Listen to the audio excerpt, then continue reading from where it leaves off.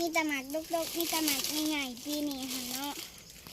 กกมันกระต่ำๆนี่พี่น้องเต็มบัดต้นนี่เนาะพี่น้องถ้ามีหลายถ้าใครอยากกินก็มาเด้อพี่น้องที่เต็มเบิดที่ทั้งที่ทั้งที่นั่นเนาะพี่น้องลายชุดลายสิลายบักผักขั่วกันไงค่ะ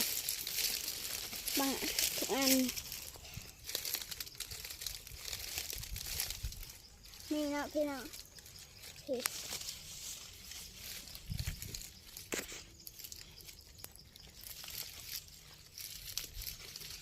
ลายเลย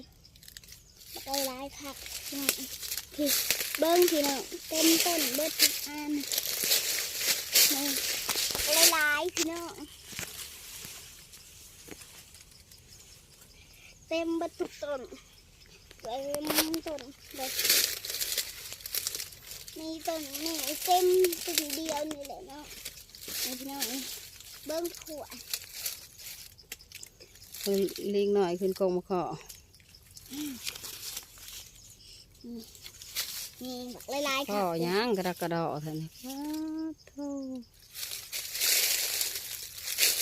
หมากลกจนคงที่ดินเนี่ยลายผักสุดเห็ดพี่น้องคุณพี่น้องพี่น้องพี่น้องเบิ่งเด้อนี่บอกลายดูพี่น้องแม่นี่ลายสุดเลยมีตะหมากใหญ่ๆค่ะเต็มหมดเลยเป็นคุ้งขี้ดินหาแม่เบิ่งดูคุ้งขี้ดินขนาดประมาณแม่เอ้ยมีตะหมากง่ายๆค่ะปีนี้ค่ะมีตะหมากง่ายๆต้นมันกะมันเป็นคุ้งขี้ดินต้นบายบายดูบ๊ายบายขอจบคลิป